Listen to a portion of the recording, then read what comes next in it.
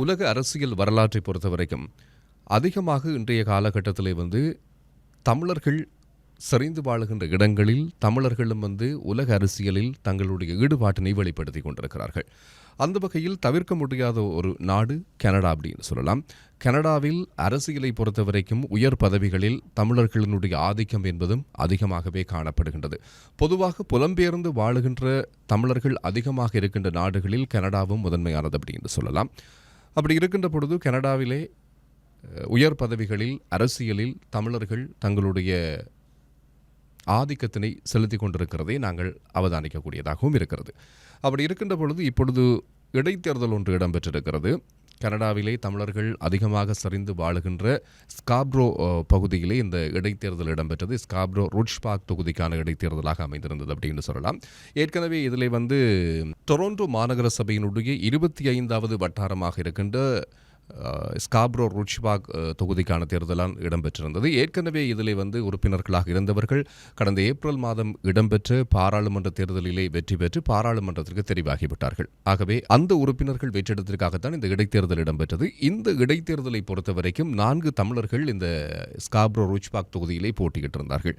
ஆகவே தமிழர்கள் அதிகமாக சரிந்து வாழுகின்ற இடத்திலே தாங்களும் அரசியலில் தங்களை நிலைநிறுத்திக் கொள்ள வேண்டும் அப்படின்றதுக்காக அதிகமானவர்கள் ஈடுபடுவது என்பது இன்றைய காலகட்டத்திலே வரவேற்கத்தக்க ஒரு விடயமாக இருக்கிறது. ஏனென்று சொன்னால் புலம்பெயர்ந்து வாழுகின்ற ஒரு தேசத்திலும் அரசியலில் ஆதிக்கம் செலுத்துவது என்பது அவ்வளவு சாதாரணமான விடயம் கிடையாது. அப்படி இருக்கின்ற பொழுது எங்களுடைய தமிழர்கள் இதிலே அரசியலில் ஈடுபடுகின்றார்கள் என்று சொன்னால் நிச்சயமாக அவர்களை வாழ்த்த வேண்டிய பொறுப்பு அனைத்து தமிழர்களுக்கும் இருக்கிறது. தமிழர்களுடைய உரிமைகள் புலம்பெயர் தேசத்திலும் அவர்களுக்கு கிடைக்க வேண்டிய நன்மைகள் அனைத்தையும் இவர்கள் பெற்றுக் கொடுப்பதற்காக போராடுவார்கள் அப்படின்ற ஒரு நம்பிக்கை அதிகமாக இருக்கிறது. கடந்த காலங்களில் இருந்த அரசியல்வாதிகள் அதிகமானவர்கள் தமிழ் மக்களுக்கு தேவையான பல விடயங்களை இங்கே கனடாவை பொறுத்தவரைக்கும் புலம்பெயர்ந்து வந்திருக்கின்ற மக்களுக்கான பல விஷயங்களை தேவைகளை செய்து கொடுத்திருக்கிறார்கள். அந்த வகையில் இந்த இடைத்தேர்தலில் வெற்றி பெற்றிருக்கின்றார் நீதன் ஷான் வெற்றி பெற்றிருக்கின்றார். ஆகவே அவருக்கு எங்களுடைய வாழ்த்துக்களை தெரிவித்துக் கொள்ள வேண்டும். அதிகமாக நீதன் ஷான் பற்றிய விமர்சனங்கள் ஒரு பக்கம் இருந்தாலும் ஏனென்று சொன்னால் அரசியலில் ஈடுபட்டாலே விமர்சனம் என்பது தவிர்க்க முடியாத ஒன்று. அது யார் அரசியலில் ஈடுபட்டாலும் அவர்களுக்கு எதிரான விமர்சனங்களும் வரும், நன்மையான விமர்சனங்களும் வரும். ஆகவே விமர்சனங்களை ஏற்றுக்கொண்டு அதை தகர்த்தறிந்து அடுத்த கட்டத்திற்கு முன்னேறி போவது என்பது அரசியலை பொறுத்த வரைக்கும் மிக முக்கியமானது ஒன்று. ஆகவே அப்படி இருக்கின்ற பொழுது இதில் 4 தமிழர்கள் போட்டியிட்டிருந்தார்கள் அப்படின்னு சொல்லலாம். அதிலே வெற்றி பெற்றிருக்கின்றார் நீதன் ஷான் வெற்றி பெற்றிருக்கின்றார். இந்த வட்டாரத்தை பொறுத்த வரைக்கும் மொத்தமாக 20 பேர் இந்த தேர்தலிலே போட்டியிட்டிருந்தார்கள் அப்படின்னு சொல்லலாம். இந்த தொகுதியில் 19,260 பேர் தங்களுடைய வாக்குகளை செலுத்தியிருந்தார்கள். இந்த இடைத்தேர்தலிலே நீதன் ஷான் 5,174 வாக்குகளை பெற்று வெற்றி பெற்றிருக்கின்றார். ஒரு பக்கம் பேச்சுக்கள் இருக்கிறது. 4 தமிழர்கள் ஒரே தொகுதிக்குள்ளே ஒரே வட்டாரங்களுக்குள்ளே களமிறங்கியதால் வாக்குகள் சிதைவாக்கப்பட்டிருக்கிறது. வாக்கு வங்கி என்பது பல பேரவைக்கும் பிரிந்து போனபடியால் வெற்றி வாய்ப்புகள் குறைவாக இருக்கும் என்ற கருத்துக்கள் அதிகமாக வந்திருந்தது. அப்படி இருந்தாலும் ஒரு தமிழர் வெற்றி பெற்றிருக்கின்றார் என்பது இங்கே நாங்கள் சொல்லிக்கொள்ள வேண்டிய ஒரு விடயமாக இருக்கிறது. இருந்தாலும் என்னென்னு சொன்னால் ஒரு தேர்தலாக இருந்தால் பல பேர்கள் களமிறங்குவார்கள், பல பேர்கள் அதில் தங்களுடைய வெற்றிக்காக போராடுவார்கள். அப்படி இருக்கின்ற பொழுது 4 தமிழர்கள் போட்டியிட்டது என்பது ஒரு பக்கம் ஒரு விமர்சனத்தை சொல்லியிருந்தாலும் அவர்களுடைய அரசியல் உள்வாங்கப்பட்ட விஷயம், அவர்கள் அரசியலில் இறங்கிய விஷயம் என்பது பாராட்டுக்குரிய ஒரு விஷயமாக இருக்கிறது. இது அவர்களுடைய அடுத்தடுத்த கட்ட அரசியல் நகர்விற்கு மிகவும் ஒரு அடிப்படையான ஒரு தேர்தலாக இந்த தேர்தல் பார்க்கப்படுகிறது. முதலில் இந்த தேர்தலிலே களமிறங்கி இருந்தவர்களும் இருக்கிறார்கள். அப்படி இருக்கின்ற பொழுது அவருடைய அரசியல் நுழைவிற்கு இது ஒரு நுழைவாயிலாக இருக்கும். இது ஒரு அனுபவத்தை பெற்றுக் கொடுக்கின்ற ஒரு தேர்தலாக அமைந்திருக்கும் என்பதும் ஒரு பக்கம் இருக்கிறது.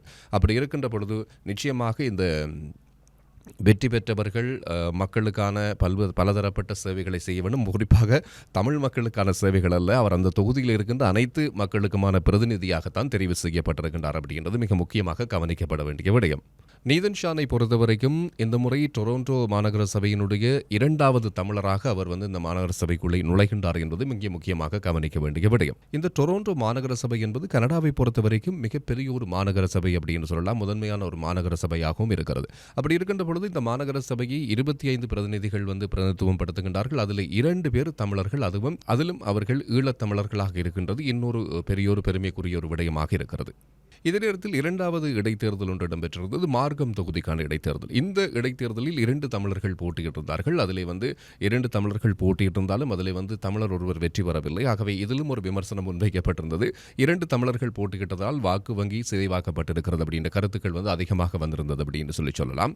இதே நேரத்தில் இந்த மார்க்கம் தொகுதிக்கான இடைத்தேர்தல் பற்றிய பல அரசியல் ஆய்வாளர்கள் தங்களுடைய கருத்துக்களை முன்வைத்திருந்தார்கள். அதிலே அவதானிக்கப்பட்ட ஒரு விடயத்தினை உங்களோடு பகிர்ந்து கொள்கின்றேன். அந்த விடயத்திலே சொல்லியிருந்த விஷயம் குறிப்பாக சொல்லியிருந்தார்கள். என்ன அப்படின்னு சொன்னால், 8 பேர் போட்டியிட்டு 8183 வாக்குகள் பதிவான இந்த இடைத்தேர்தலில் வலுவான 3வது போட்டியாளர் இருந்தமை தமிழர்கள் வாக்கை பிரித்தால் வெற்றி வாய்ப்பை இழக்கும் சவாலை சுட்டி நிற்கின்றது அப்படின்னு சொல்லியும், நீண்ட காலமாக தமிழர் பிரதிநிதித்துவம் படுத்திய இந்த வட்டாரம் தமிழர்கள் வாக்கை பிரிந்ததால் இத்துடன் 2 முறை இழக்கப்பட்டிருக்கிறது அப்படின்னு சொல்லியும் ஆய்வாளர்கள் தங்களுடைய கருத்துக்களை முன்வைத்ததை அவதானிக்கக்கூடியதாக இருந்தது. 2026ஆம் ஆண்டு இடம்பெறப் போகின்ற பூர்வாங்க தேர்தலில் ஒரு தமிழர் போட்டியிட்டு வெற்றி பெற்று இந்த இடத்தினை மீண்டும் கைப்பற்ற வேண்டும் அப்படின்றது தமிழர்கள் இடையே இருக்கின்ற மிகப்பெரிய ஒரு ஆவலாக இருக்கிறது, ஒரு ஆசையாக இருக்கிறது அப்படின்னு சொல்லலாம். அதே நேரத்தில் இதே மார்க்கம் தொகுதியினுடைய 7ஆம் வட்டாரத்தினுடைய இந்த தேர்தலில் லோகன் கணபதி, யூனிட் ஆனந்த் ஆகியோர் போட்டி போட்டு வெற்றி பெற்ற தேர்தல் தொகுதிகள் கடந்த காலங்களிலே அவர்கள் வெற்றி பெறுகின்ற பொழுது ஒவ்வொரு தமிழராக மட்டுமே நின்று தனித்து நின்றே போட்டி போட்டிருந்தார்கள் அப்படின்றதும் இங்கே கவனிக்க வேண்டிய ஒரு விடயமாக இருக்கிறது. இந்த 29ஆம் தேதி நேற்றைய நாள் இடம்பெற்ற இந்த 2 தொகுதிகளுக்கான தேர்தலும் ஒரு விடயத்தை தெளிவாக சுட்டிக்காட்டியிருக்கிறது. தமிழர்களுக்கான வாக்குகள், தமிழர்களுக்கான அந்த ஆதரவுகள் என்பது அதிகமாகவே இருக்கிறது. புலம்பெயர் தேசங்கள், அதுவும் கனடாவை பொறுத்த வரைக்கும் அதிகமாக இருக்கிறது. தமிழர்களுடைய உரிமைகளை வென்றெடுப்பதற்கு குரல் கொடுக்கின்ற முதல் நாடுகள் பட்டியலில் கனடாவை நாங்கள் பார்க்க வேண்டும்.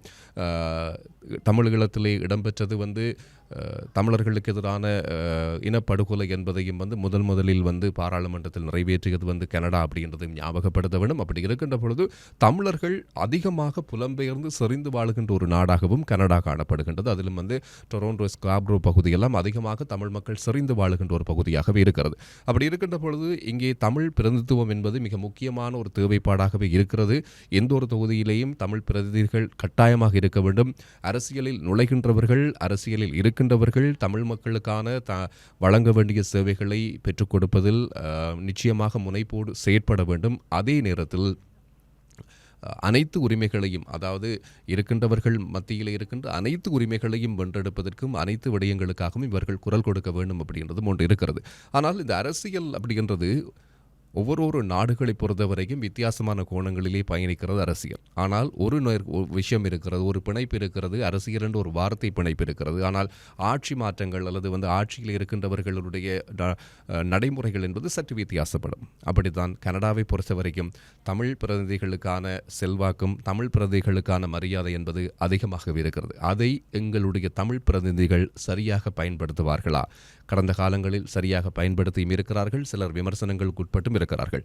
அத்தனையையும் தாண்டி இந்த முறை இந்த தேர்தலில் வெற்றி பெற்றவர் தமிழ் மக்களுக்காகவும் தனக்கு வாக்களித்தவர்களுக்காகவும் அந்த பகுதிக்காகவும் எவ்வாறு எந்த விடயங்களில் செயற்பட போகின்றார் என்பதை பொறுத்திருந்து பார்ப்போம்.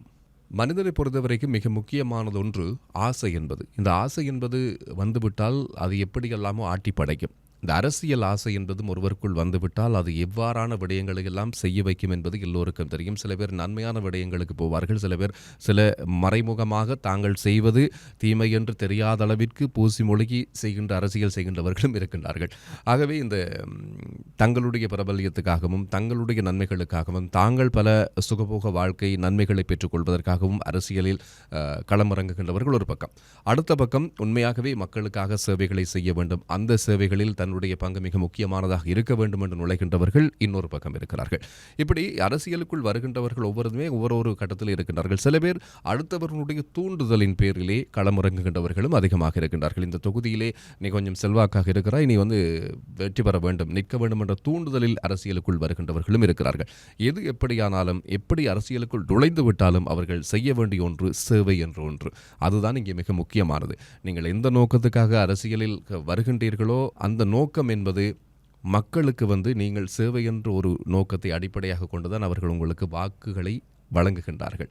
ஆகவே அவர்கள் அளித்த வாக்குகளை சரியான முறையிலே நீங்கள் பயன்படுத்தினீர்கள் என்று சொன்னால் அடுத்தடுத்த தேர்தல்களிலும் வெற்றி பெறுவதற்கான வாய்ப்புகள் இருக்கிறது. அடுத்த உயர்மட்ட தேர்தல்களில் போட்டி போடுவதற்கான வாய்ப்புகளும் உங்களுக்கு தானாகவே வந்தமையும். ஆகவே இன்றைய காலகட்டத்தை பொறுத்த வரைக்கும் தமிழ் அரசியல் பிரதிநிதிகளினுடைய முக்கியத்துவம் என்பது மிக மிக அவசியமானது ஒன்றாக இருக்கிறது. அது எந்த ஒரு நாடாக இருந்தாலும் அந்த நாட்டிலே ஒரு தமிழ் பிரதிநிதியினுடைய ஆதிக்கம் என்பது அரசியலில் இருக்க வேண்டும். அது தமிழ் மக்களுக்கான உரிமைகளையும் தமிழ் மக்களுக்கான சேவைகளையும் பெற்றுக் கொடுப்பதில் முனைப்போடு செயற்படுகின்றவராக இருக்க வேண்டும். கனடாவை பொறுத்த வரைக்கும் அதிகமானவர்கள் தமிழர்கள் அரசியலில் இருக்கின்றார்கள், வந்து கொண்டும் இருக்கிறார்கள். ஆனால் உங்களுடைய சேவைகளை சரியான முறையிலே மக்களுக்கு வழங்குவீர்களாக இருந்தால் அடுத்தடுத்த தேர்தல்களிலும் நீங்கள் வெற்றி வாகை சூடுவதற்கான வாய்ப்புகள் இருக்கிறது. ஆகவே வெற்றி பெற்றவர்கள் இந்த மக்களுக்காக என்னத்தை செய்ய போகின்றார்கள் என்பதை பொறுத்திருந்து பார்ப்போம்.